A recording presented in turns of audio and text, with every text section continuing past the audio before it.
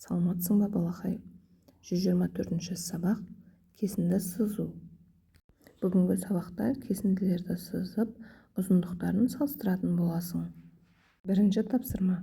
Суретші балалардың ұзындыққа қалай секіргенін бейнеледі. Ұзындығы қандай кесінділер бейнеленген? Өлше. Балалар шамамен 100 см ұзындыққа секіруі мүмкін дейді. Бізге берілген кесінділердің ұзындықтарын өлшеп көрейік.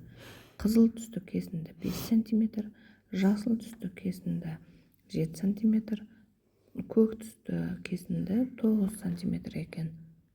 Кесінділердің біреуін таңдап, өзің дәптеріңе сыз. Ұзындығын жазуды ұмытпа. Екінші тапсырма. Өзіңе белгілі шамаларды және олардың өлшем бірліктерін ата. Өлшеу құралдарын ата дейді. Қандай шамалар өлшем бірліктері бар екенін айтып көрейікші. Литр, сантиметр, метр, килограмм, грамм, минут. Біз бірнешеуін ғана айттық, олар өте көп. Енді өлшеу құралдарын атайық. Таразы, сағат, сызғыш берілген екен. Үшінші тапсырма. Берілген кесіндіден 3 см ұзын және 3 см қысқа кесінділер сыз дейді. Бізге берілген кесіндіні өлшеп көрейік. 6 см екен.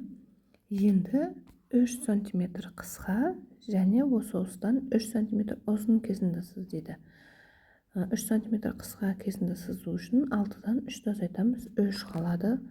Ал ұзын кесінді сызу үшін 6-ға 3-ті қосамыз, 9 болады. Сонда біз 3 см кесінді және 9 см кесінді сызады екенбіз. Төртінші тапсырма. Шыншыл мен өтірікшінің айтқан пікірлері бойынша қорытынды жаса. Фигураларды тап және олардың суретін сал дейді. Асы. Шыншыл жазық фигуралар, өтірікші фигуралардың түстері бірдей емес деді. Шыншыл мына берілген фигураларды жазық фигуралар деді. Ол дұрыс айтты. Екінші өтірікші фигуралардың түстері бірдей емес деді. Ал бізде фигуралардың түсі бірдей екен, көк түсті. Өтірікші бізге жалған сөйледі. Енді әсіне қарайық.